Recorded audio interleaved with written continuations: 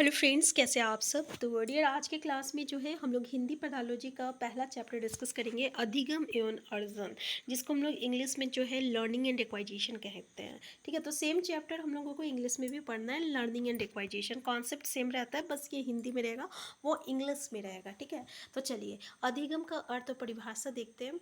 तो याद रखिएगा, ये क्वेश्चन आता है कि अधिगम जो होती है ना, एक तरह का सक्रिय प्रतिक्रिया है, जिसको हम लोग एक्टिव रिस्पॉन्स कहते हैं। ठीक है, यानी अधिगम मतलब सीखना होता है, यानी किसी भी स्थिति के प्रति सक्रिय प्रतिक्रिया को दर्शाता है। यानी आप कभी भी अगर पूछ लिया जाए अधिगम जो है कैसा है, एक्टिव है कि पैसिव है, तो ये एक्टिव है। यानी सक्रिय है कि निष्क्रिय है, तो सक्रिय है। ठीक है, तो ये सक्रिय प्रतिक्रिया को जो है दर्शाता है, और ये एक ऐसी प्रतिक्रिया है जो कि जीवन भर चलती रहती है। यानी हम लोग जीवन भर जो है कुछ ना कुछ सीखते रहते हैं। ठीक है, इसको हम लोग क्या कहते हैं, अधिगम कहते हैं।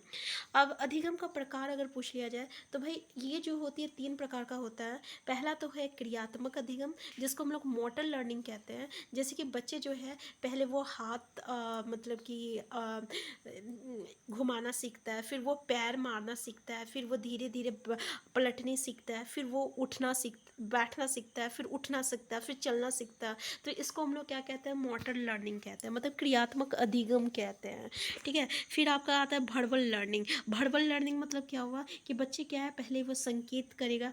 ठीक है, फिर वो चित्र बताएगा, चित्र से देखो ये मतलब आलू है, ये है, फिर वो शब्द का इस्तेमाल करेगा। ठीक है ना, तो इसके माध्यम से जो है वो सीखता है। तो इसको हम लोग शाब्दिक या वाचिक अधिगम कहते हैं, और ये इसको या वर्बल लर्निंग इंग्लिश में कहेंगे। ठीक है, तो ये इस प्रकार शाब्दिक या वाचिक अधिगम में धीरे धीरे सरल समस्याओं के समाधान से क्रमशः जटिल समस्याओं का समाधान करना तथा वैज्ञानिक आविष्कार, यंत्रों, उपकरणों के निर्माण आदि का शिक्षण होता है।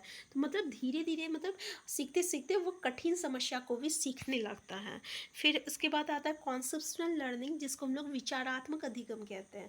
मतलब क्या हुआ कि समाज में जो दैनिक जीवन अनुभव जो होता है, उसको देखकर जब हम लोग कुछ सीखते हैं ना, तो उसको हम लोग क्या कहते हैं, विचारात्मक अधिगम कहते हैं। ठीक है, तो ये 3 प्रकार का जो है अधिगम है। तो इस अब देखिए यहाँ पे जो है ना अलग अलग मतलब कि विद्वान आए, और उन्होंने अपने अपना जो है विचार दिया। अनेक अलग अलग मनोवैज्ञानिक लोग आए, तो उसमें चॉम्स्की को तो जानते ही आप। चॉम्स्की जो है ये क्या कहते हैं कि भाई भाषा जो होता है ना, वो तो जन्मजात सीखा जाता है, जन्मजात जो है बच्चे खुद अर्जित कर लेते हैं। ठीक है, तो ये यहाँ पे आप थोड़ा सा देख लीजिए कि चॉम्स्की 1959 ईस्वी में अपने रिव्यू ऑफ स्किन्सर्स वर्बल वीवियर वीएवियर द्वारा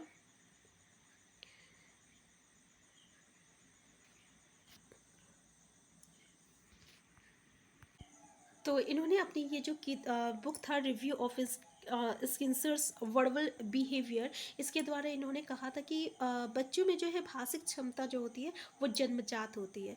तो जन्मजात की बात कौन करता है, ये चॉम्स्की कहते हैं। मतलब ये कहते हैं कि बच्चे में जो होते हैं ना, वो आपका लैंग्वेज एक्वाइजेशन, ये लेट की बात करते हैं। लैंग्वेज एक्वाइजेशन डिवाइस इंग्लिश में होता है, तो ये लेट की बात करते हैं कि बच्चे जो है भाषा जो है वो जन्मजात सीखते हैं, उसको सिखाया नहीं जाता है।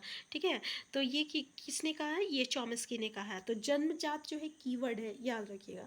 इसके अलावा पियाजे क्या कहते हैं, पियाजे तो कहते हैं कि बच्चे जो है परिवेश के साथ अतः क्रिया के माध्यम से विकसित होता है। यानी भाषा जो है बच्चों में परिवेश के साथ अतः क्रिया के माध्यम से विकसित होता है। ठीक है, तो इसमें जो है ये संज्ञानात्मक विकास का 3 चरण बताया था, जिसमें कि पूर्व ऑप्शनल आता है, कन्वर्ट ऑपरेशनल आता है, फिर फॉर्मल ऑपरेशनल आता है। ठीक है, ये 3 चरण से जो है ये गुजरता है। तो जिसमें हम लोग पियाजे के बारे में डिस्कस करेंगे, तब उसके बारे में हम लोग यहाँ पे तीनों स्टेप के बारे में पढ़ेंगे कि ये तीनों स्टेप है क्या संज्ञानात्मक विकास का, पूर्व ऑपरेशनल, कन्वर्ट ऑपरेशनल और फॉर्मल ऑपरेशनल। अभी तो बस हम इसके बारे में थोड़ा सा डिस्कस कर रहे हैं। ठीक है, तो यहाँ पे इसके अलावा इन्होंने आत्मसातीकरण और समायोजन के माध्यम माध्यम से कई रूपरेखाएं बनाता चाहता है। इस धारणा ने संपूर्ण शिक्षा शास्त्र विमर्श पर महत्वपूर्ण प्रभाव डाला। अब यहाँ पे हमारा कीवर्ड है कि आत्मसातीकरण और समायोजन जो है, ये जो वर्ड का इस्तेमाल किसने किया था, ये जो कॉन्सेप्ट है किसने दिया है, तो ये आपका पियाजे ने दिया है। तो हम लोग क्या क्या देखें कि ये संज्ञानात्मक विकास में 3 चरण की बातें किया थे। पूर्व ऑपरेशनल, कन्वर्ट ऑपरेशनल और फॉर्मल ऑपरेशनल की बातें की हैं, ठीक है। इसके अलावा इन्होंने कहा कि आत्मसातीकरण और समायोजन जो है, ये इसकी कॉन्सेप्ट जो है ये आपका पियाजे ने दिया है। अब जब हम लोग पियाजे के बारे में डिस्कस करेंगे, क्योंकि ये लंबी चौड़ी है तो वहाँ पे हम लोग यहाँ पे डिस्कस करेंगे, ठीक है। तो फिर वाइकोस्की साहब आते हैं। वाइकोस्की क्या कहते हैं कि भाषा जो है समाज के साथ जो है संपर्क का ही परिणाम है। यानी समाज की बात कौन कर रहा है, तो समाज की बात जो है वाइकोस्की ने करता है। तो जब भी समाज वर्ड देखने को मिल जाए, ये भाई ये कौन है, ये वाइकोस्की है, ठीक है। तो सोसाइटी की बात या समाज की बात या सामाजिकरण की बात अगर आता है, तो भाई ये हमारा कौन है, ये वाइकोस्की कहते हैं। तो ये क्या कहता है कि भाषा के विकास के दौरान 2 प्रकार की बोली बोलता है। पहला जो होता है आत्म केंद्रित होता है और दूसरा जो होता है सामाजिक होता है, ठीक है।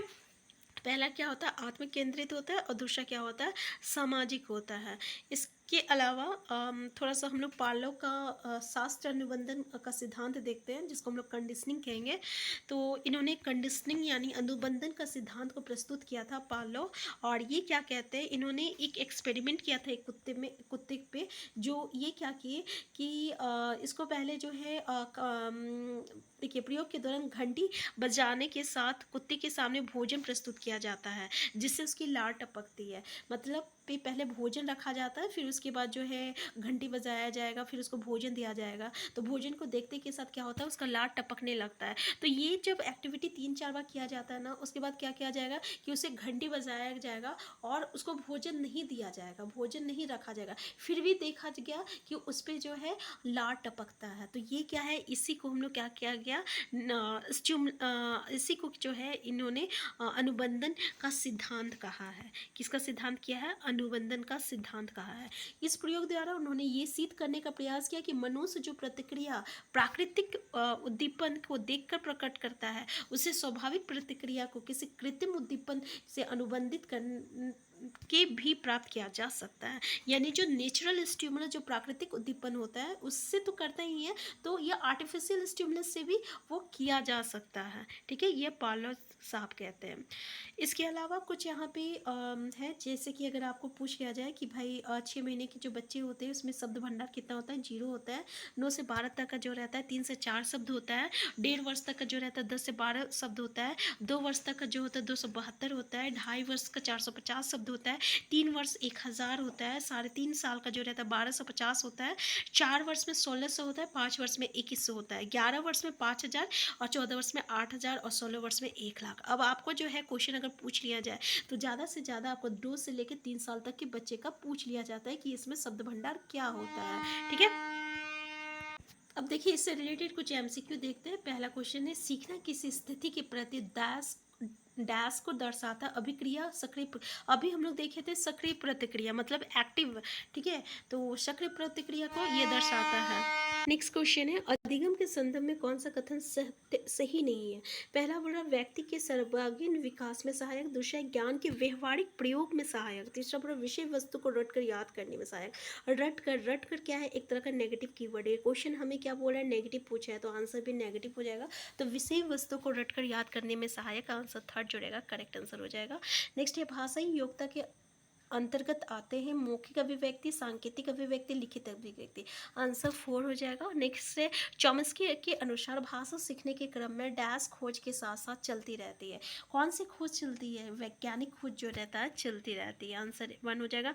नेक्स्ट है, आत्मसातीकरण और समायोजन के माध्यम से बच्चा कई रूपरेखाओं का निर्माण करता है। तो ये विचार किसने दिया है, तो ये पियाजे ने दिया है, ठीक है। पियाजे जो है ये कहते हैं आत्मसातीकरण और समायोजन की बातें करते हैं। तो देखिए हमें ये सब कीवर्ड याद रखना है, क्वेश्चन ऐसे पूछा जाता है। नेक्स्ट है बाल अवस्था में किसी वस्तु तक पहुंचने, उसे पहचानने, बिना किसी सहारे के खड़े होना आदि किस प्रकार का अधिगम कहलाता है? संज्ञानात्मक, क्रियात्मक, विचारात्मक और वाचिक। तो अभी हम लोग देखे थे 3 तरह का जो होते हैं आपका अधिगम होता है। एक क्रियात्मक होता है, एक होता है आपका शाब्दिक होता है, एक विचारात्मक होता है। तो हमारा आंसर क्या हो जाएगा? क्रियात्मक हो जाएगा, जिसको हम लोग मोटर कहते हैं। ठीक है।